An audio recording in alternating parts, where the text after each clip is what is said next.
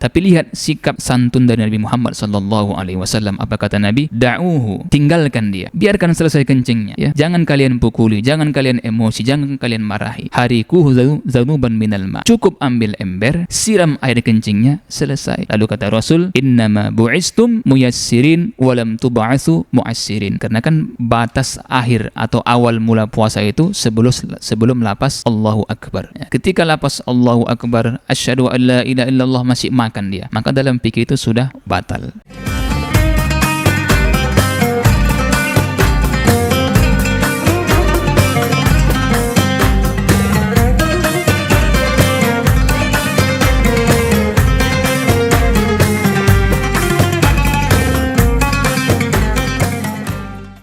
Assalamualaikum warahmatullahi wabarakatuh. Waalaikumsalam warahmatullahi wabarakatuh. Kembali lagi kita ke acara TPNU Medan dimanapun pemirsa berada. Kali ini kita akan membahas tentang hikmah filsafat puasa di bulan Ramadan yang akan dibawakan oleh Al-Ustadz kita Husni Mubarak Siregar. Husni Mubarak Siregar Al-Ustadz kita ini adalah salah satu alumni dari Al-Azhar Kairo Mesir dan juga S2-nya UIN Sumatera Utara Medan. Dan kesibukan beliau ini adalah kesibukan ngajar ya Ustaz ya. Mengajar di salah satu pesantren mana Ustaz? Ulumul Quran. Ulumul Quran di Serotan. Serotan. Assalamualaikum Ustaz. Waalaikumsalam warahmatullahi wabarakatuh. Gimana kabar Ustaz, sehat? Alhamdulillah bi khair, alhamdulillah.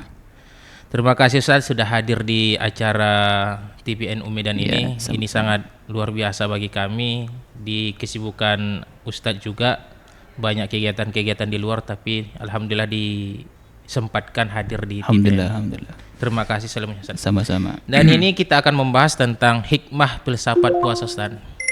Hikmah puasa ini bagaimana tanggapan Ustaz, dan banyak pertanyaan-pertanyaan yang ditimbulkan di masyarakat. Masyarakat itu juga bertanya-tanya bagaimana puasa ini biar masyarakat ini selalu semangat untuk berpuasa di bulan Ramadan ini Ustaz. Bagaimana tanggapannya itu Ustaz? Bismillahirrahmanirrahim. Alhamdulillahirabbil alamin, wassalatu wassalamu ala Rasulillah wa ala alihi wa sahbihi wa man wala, amma ba'. Pemirsa, sahabat TPNU dirahmati Allah Subhanahu wa taala. Pertama sekali saya mengucapkan terima kasih Ustaz atas dakwah undangannya untuk menghadiri acara podcast kita pada sore hari ini. Mudah-mudahan ini menjadi wadah silaturahim dan juga pemersatu kita untuk terus semangat ya beribadah puasa bulan Ramadan pada tahun ini.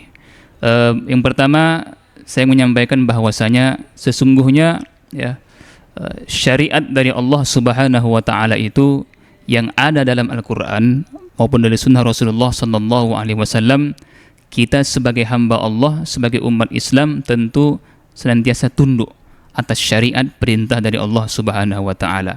Apapun bentuk syariatnya itu, termasuk berpuasa pada bulan suci Ramadan.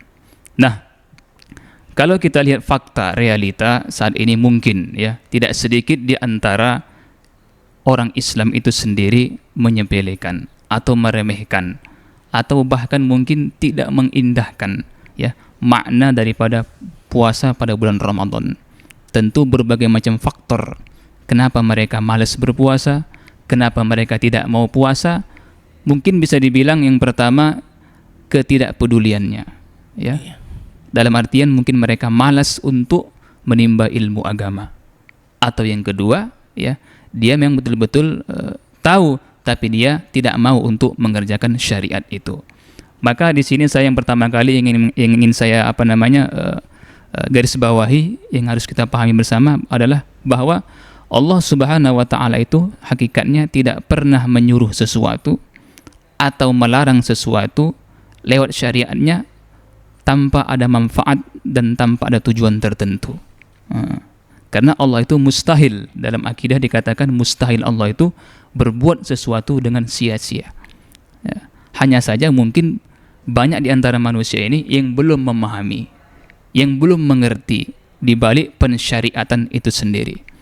Maka kalau kita lihat sahabat TPNU dirahmati Allah Subhanahu wa taala ya, para ulama banyak mengarang kitab ya, kitab-kitab tentang maqasid asy-syariah al-islamiyah, seperti Al-Imam Ibnu Ashur dalam kitabnya Maqasidu asy-syariah islamiyah, Kemudian ada juga Syekh Khudair Husain, Syekh Al-Azhar. Beliau mengarang kitab namanya Asy-Syariah Islamiyah Shalihatun likulli zamanin wa makan. Ya, mereka menjelaskan bahwasanya syariat itu tujuannya untuk hifzu al-masalih wa dar'ul mafasid. Jadi kenapa ada syariat? Syariat itu bertujuan untuk menjaga kemaslahatan, kemudian untuk meninggalkan kerusakan. Itulah betapa pentingnya syariat dalam agama kita itu yang harus kita perhatikan, apapun bentuk syariatnya itu.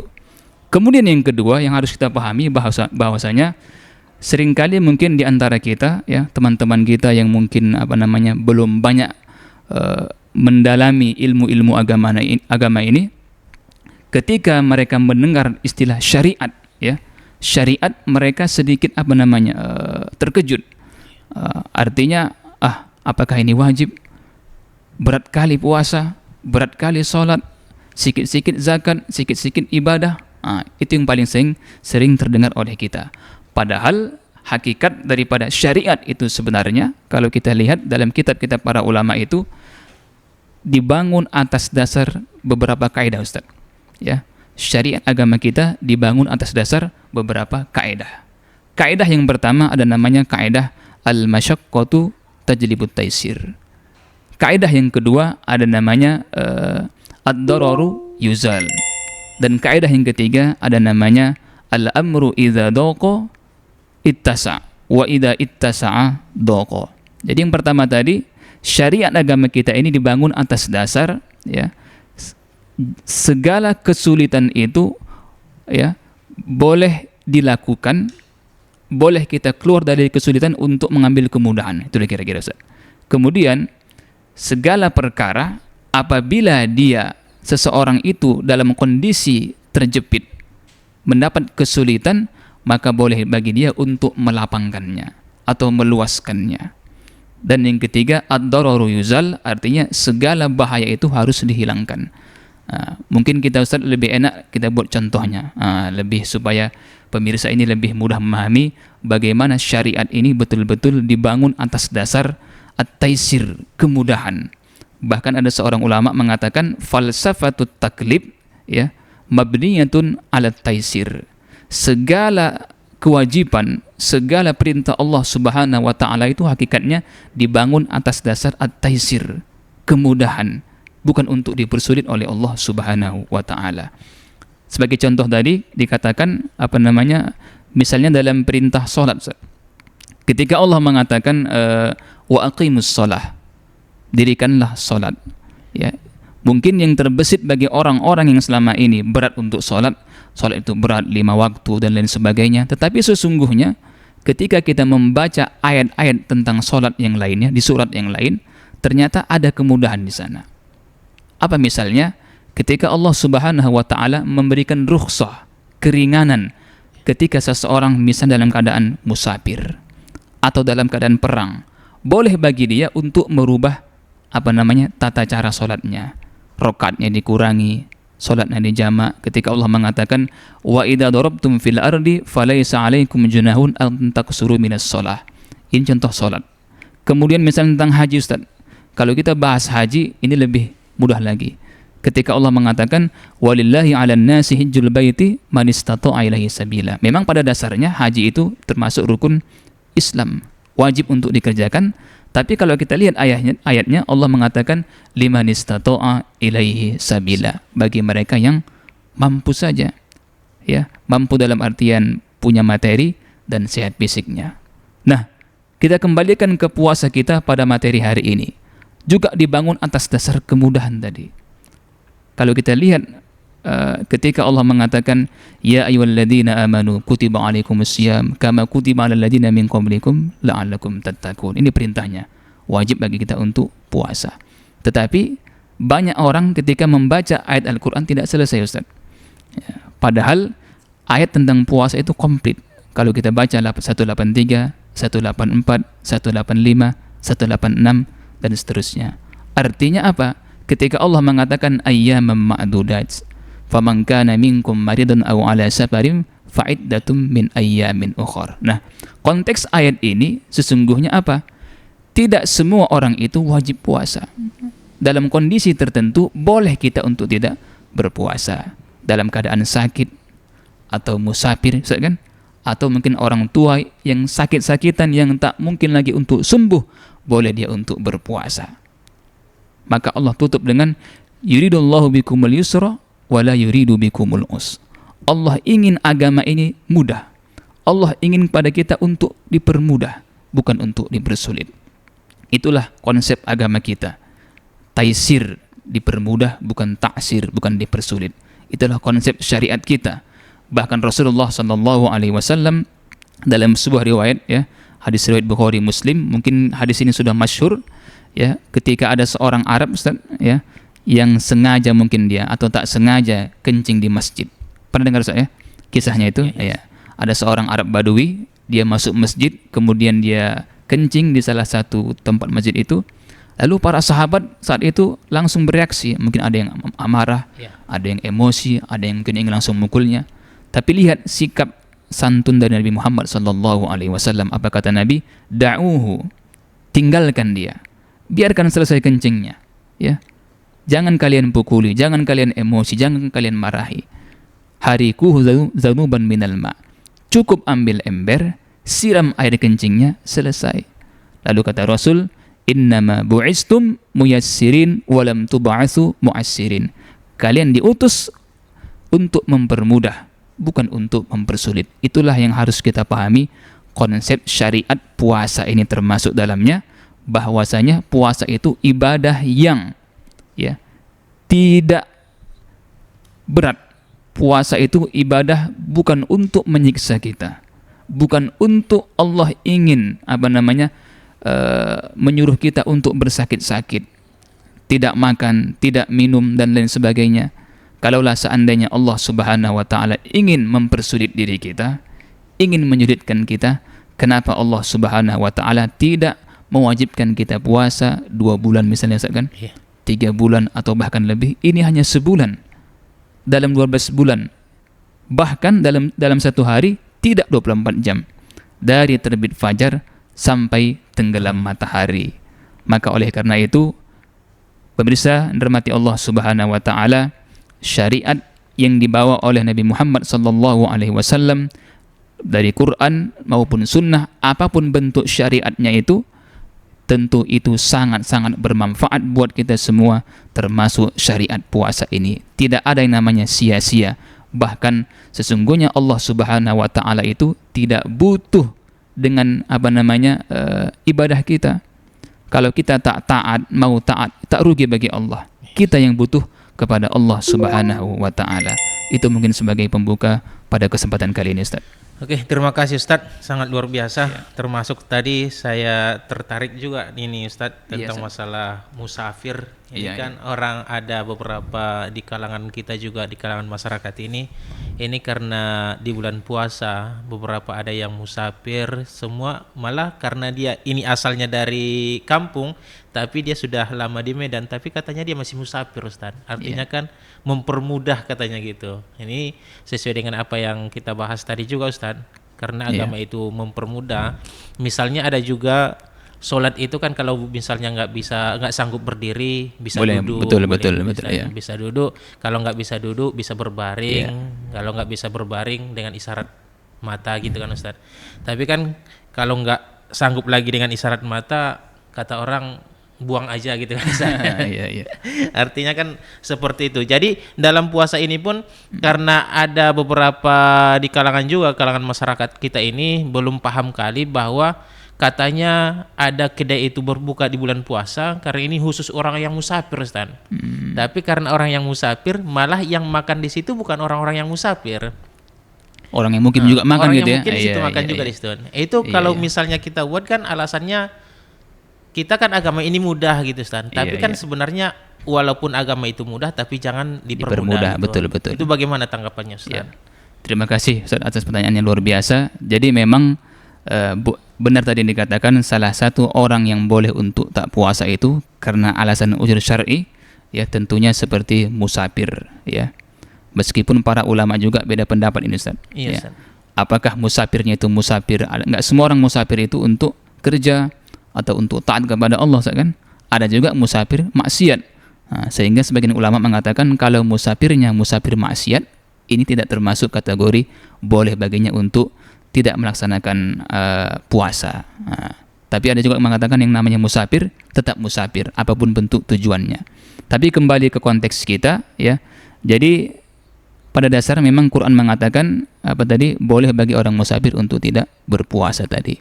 Nah, mengenai yang menjadi masalah di sini adalah banyak orang salah gunakan, Ustaz. Yes. Seperti yang sampaikan tadi itu fakta realitanya, ya. Warung dibuka alasannya untuk orang musafir, tetapi sesungguhnya yang sering makan juga orang-orang warga setempat. Nah, yang perlu diperhatikan di sini adalah adab, Ustaz. Adab. Meskipun kita hakikatnya adalah orang musafir, boleh untuk tidak puasa, tetapi sesungguhnya tidak serta-merta kita menunjukkan, ya, kita sedang tidak berpuasa. Itu paling penting, Ustaz. Tidak boleh kita menunjukkan, menampakkan kepada orang yang sedang berpuasa tadi. Sehingga sedikit banyaknya pasti menggoda orang yang sedang berpuasa. Alangkah baiknya ketika dia musafir, silahkan. Tidak puasa, silahkan. Tapi tidak menunjukkan secara terang-terangan. Makan di tempat terbuka atau minum di tempat terbuka, tentu ini tidak menjaga syiar agama kita.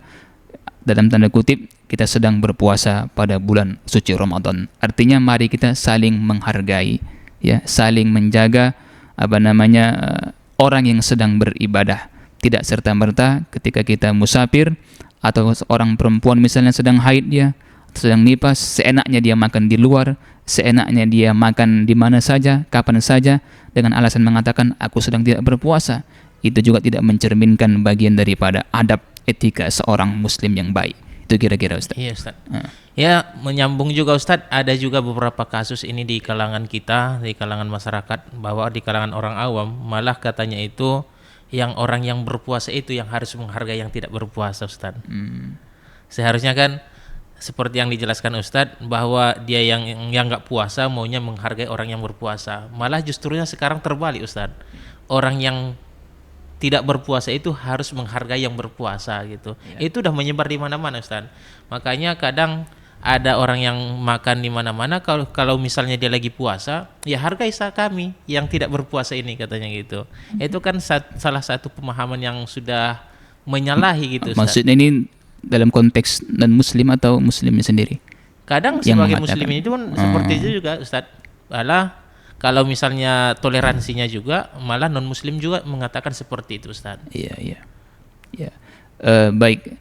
Jadi hakikatnya sebenarnya kalau kita kembalikan ke kitab-kitab fikih klasik, ya, hakikat orang yang sebenarnya tanda kutip orang yang mungkin yang membatalkan puasa, ya, bahkan dalam kategori misalnya dia sengaja atau tidak sengaja, namun dia sedang tidak berpuasa. Misalnya gini, Ustaz, ya, ada orang sedang berpuasa ini, ya, sedang puasa, tiba-tiba tadi kan harusnya dia sahur paginya nih. Iya, Ustaz. Jadi ketika sahur tiba-tiba sudah terdengar azan, itu kan dia tetap makan, artinya kan udah batal puasanya itu. Karena kan batas akhir atau awal mula puasa itu sebelum lapas Allahu Akbar. Ya, ketika lapas Allahu Akbar, asyhadu an la ilaha illallah, masih makan dia, maka dalam fikih itu sudah batal. Nah, meskipun dia sudah batal, bukan lantas dia itu seenaknya siang sore makan, tidak. Tetap harus menahan, menghargai orang yang sedang berpuasa, dan sebagai hukumannya dia harus mengqadha karena puasanya sudah batal. Artinya begitulah pentingnya satu hari puasa itu. Bagaimana kita bisa mempertahankan agar tidak batal puasa tadi. Kalaupun batal, nggak boleh lagi makan meskipun kita sedang tidak berpuasa, demi menghargai saudara-saudara kita tadi. Dan kita juga harus menggantinya. Jadi saya rasa kurang tepat kalau kita mengatakan orang yang puasa itu harus menghargai orang yang sedang tidak berpuasa. Apalagi kita di Indonesia, tentu penduduk muslim itu lebih banyak daripada non-muslim, yang seharusnya saling menghargai, saling toleransi ketika masing-masing menjalankan syariatnya. seperti puasa pada bulan suci Ramadan. Oke, menarik juga Ustadz yang tadi Ustadz. Ini kan banyak juga ini Ustadz di kalangan kita bahwa puasa itu di awal puasa sahur Ustadz. Iya, betul. Itu malah orang yang lagi azan itu pun masih makan ya Ustadz. Makanya sampai asyhadu alla akhir azan itu baru dia berhenti, malah di situ dia minumnya. Berarti kalau udah masuk azan itu udah nggak sah lagi tuh Ustadz ya. Jadi sejauh yang mungkin saya ketahui ya, ketika belajar dengan para guru-guru di Al-Azhar Mesir termasuk Syekh Ali Jum'ah ya, dalam kitab-kitab klasik juga mengatakan, jadi kapan kita awal mula menahan makan dan minum dari lafaz Allah. Kan tulu'il fajri artinya kan masuknya waktu fajar ya. Artinya disimbolkan dengan lafaz azan. Jadi ketika muazin mengatakan Allah ya, maka itu sudah menjadi batas akhir kita untuk makan. Setelahnya kita harus puasa. Jadi kalau dia hayya 'alas shalah masih makan ya, hayya 'alal falah lanjut lagi dia minum, tentu ini sudah membatalkan puasa karena dia sudah masuk di batas tidak boleh makan, sedangkan dia makan maka batal puasanya. Yes, jadi intinya waktu fajar tadi, tapi ingat juga Ustaz, terkadang ada juga muazin ini ya terlambat dia azan subuh. Sehingga kalau kita patokannya muazin kurang tepat juga. Jadi patokannya adalah waktu fajar. Misalnya subuh jam 5:05. Jadi pastikan kita sudah standby jam 5. Jangan jam 5 makan lagi. Atau ketika jam 5:10 baru kita dengar azan. Padahal waktu subuh jam 5:05. Itu juga jangan sampai kita tertipu karena muazin tadi terlambat azannya mungkin. Itu banyak terjadi. Jadi patokannya tetap waktu. Ada juga yang muazinnya mungkin kecepatan dia dan lain sebagainya. Tapi insya Allah kalau di Medan ini mungkin ya muazin itu selalu standby. Makanya Rasulullah SAW itu di zaman beliau ya, ketika fajar itu Ustaz, ada 2 kali azan. Azan yang pertama azan untuk mengingatkan untuk sahur. Azan yang kedua ada azan untuk sholat subuh. Sehingga orang ketika mendengar azan yang pertama itu terbangun dia, tidak terkejut. Oh, ini untuk sahur, masih bisa makan, masih bisa minum. Nanti azan yang kedua baru Bilal yang azan untuk sholat subuhnya. Gitu Ustaz. Makanya ada istilah imsak Ustaz ya. Ya. Makanya waktu itu kan harus ada aba-aba sebelum azan Ustaz ya. Tapi kalau misalnya lebih bagusnya kalau sudah ada waktu imsak itu udah selesaikan aja semua Ustaz ya. Ya, lebih baik artinya menjaga, karena ada riwayat mengatakan Rasul itu jarak antara sahur dia dengan azan itu 30 sampai 40 kali ayat. Artinya mungkin 15 sampai 20 menit lah mungkin Rasul menjaga supaya tidak kebablasan gitu. Terima kasih Ustaz, sangat luar biasa. Ini adalah salah satu membentuk kesadaran kita juga Ustaz dalam syariat hukum Islam ini. Dan salah satunya gini Ustaz, kan ada beberapa tentang membentuk kesadaran ini, termasuk tentang ketaatan kita kepada Allah Subhanahu wa taala dan hukum disiplin agama gitu Ustaz. Baru tanggung jawab kita atas ibadah kita sendiri. Puasa ini kan termasuk tanggung jawab diri kita sendiri nih Ustaz. Betul. Ya harus melibatkan orang lain seperti sholat ini juga, sholat itu tanggung jawab kita sendiri. Artinya masih banyak orang yang melalaikan puasa itu sendiri, nganggap sepele terhadap puasa itu Ustaz. Kalau misalnya ini terjadi di kalangan kita Ustaz, bagaimana, apa yang harus kita buat untuk mengantisipasi itu Ustaz? Ya. Tentu yang harus pertama pentingnya tadi thalabul ilmi tadi Ustaz ya. Pentingnya bagi setiap mukmin, setiap muslim tadi itu untuk sadar beragama, karena agama ini ilmu Ustaz. Ad-din al-ilm. Agama itu adalah ilmu. Fanzuru amman ta'khuzu anhu, kata Ibnu Mubarak, maka perhatikan dari mana kalian mengambil ilmu itu. Maka salah besar anggapan yang mengatakan ilmu agama itu hanya dituntut oleh para ustadz, para asatiz. Itu kurang cocok saya rasa. Karena setiap mukallaf itu dituntut untuk belajar ilmu agama. Kenapa orang sepele? Kenapa orang tak mau puasa? Kenapa orang malas sholat? Itu tadi Ustaz. Ketidaktahuan dia tentang hakikat syariat tadi ini. Yang kedua, dia belum kenal dekat dengan siapa itu Allah. Kan gitu Iya ya. Ustaz. Ibarat seorang pekerja ini Ustaz. Ya, ada orang karyawan, ada orang pekerja di sebuah perusahaan. Ya. Perusahaan punya punya aturan, disiplin, atau punya SOP tentang pekerjaannya. Siapa yang melanggar dipecat. Kira-kira kita sebagai karyawan saat itu, apakah kita akan mematuhi atau melanggarnya Ustaz? Pasti mematuhi, karena kita tahu bos kita itu disiplin, ada aturannya. Nah, begitulah kita, walillahil masalul a'la, dalam beragama ini. Kita punya Quran, kita punya sunnah, kita baca, kita pahami, kita amalkan. Nah, kalau kita beragama hanya modal Islam KTP saja, inilah yang terjadi. Syariat diremehkan, ya. Padahal satu hari puasa itu sungguh luar biasa dosanya ketika orang meninggalkan dengan sengaja. Bahkan tidak ada nilainya meskipun diganti dengan sebanyak-banyaknya ketika orang meremehkan meninggalkan puasa dengan sengaja.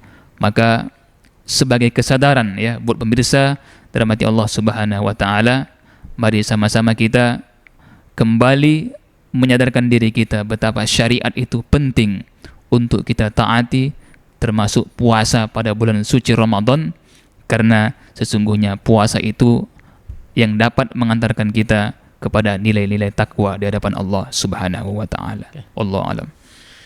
Terima kasih Ustadz, sudah luar biasa tentang pemaparannya, tentang kesadaran kita untuk jangan semena-mena meninggalkan puasa ini Ustadz. Karena kalau siapa yang meninggalkan puasa ini, tanggung jawabnya yang dijelaskan Ustadz tadi sangat luar biasa Ustadz ya. Dosanya Ustadz. Baru alhamdulillah Ustadz, nggak terasa waktunya sudah hampir 30 menit juga. Masya Ustadz. Allah ya. Rasanya masih 5 menit Ustaz. Artinya sangat luar biasa. Mungkin terakhirlah Ustadz untuk pesan kepada pemirsa kita, kepada Al Ustadz, silakan Ustadz. Pemirsa sahabat TPNU rahmati Allah Subhanahu wa taala dimanapun Anda berada, ya. Ketika kita masih diberi kesempatan oleh Allah Subhanahu wa taala untuk kembali berpuasa pada bulan suci Ramadan, maka tentu itu menjadi kabar gembira buat kita. Allah masih sayang sama kita, Allah masih cinta sama kita. Mungkin ada di antara saudara-saudara kita yang hari ini atau kemarin yang tidak lagi bersama dengan kita untuk puasa pada bulan suci Ramadan yang bahagia ini. Maka jangan sampai ketika kita berpuasa pada bulan Ramadan kita sia-siakan fadilah-fadilahnya, amalan-amalannya, keutamaan-keutamaannya. Mari sama-sama kita bersemangat untuk meraih sebaik-baiknya, karena puasa itu merupakan investasi ya buat dunia dan juga buat akhirat, dan puasa dapat melatih mental seseorang untuk selalu hidup semangat. Kenapa? Karena selama 1 bulan penuh kita dilatih untuk tidak makan dan minum pada waktu-waktu tertentu, dan kita sebagai manusia biasa mungkin di suatu waktu dalam kondisi yang sangat-sangat tidak kita inginkan. Mungkin kita pernah kelaparan, mungkin kita akan kehilangan makanan karena berbagai macam faktor seperti musibah dan lain sebagainya. Kita sudah siap untuk menghadapi itu. Maka puasa secara definisi jelas menahan diri dari syahwat perut dan juga syahwat, mohon maaf, tidak boleh hubungan suami istri ketika bulan suci Ramadan. Mudah-mudahan bermanfaat. Allahumma muwaffiq ila aqwamit thoriq. Oke, terima kasih pada Al Ustadz kami atas waktu dan kesediaannya untuk menyampaikan pesan yang dan ceramahnya di TV NU Medan, dan mudah-mudahan pemirsa dimanapun berada ini mari sama-sama kita mengambil hikmahnya. Mudah-mudahan kita selalu meningkatkan keimanan dan ketakwaan kita kepada Allah Subhanahu wa taala. Wallahul muwaffiq ila aqwamit thoriq. Assalamualaikum warahmatullahi wabarakatuh. Waalaikumsalam warahmatullahi wabarakatuh.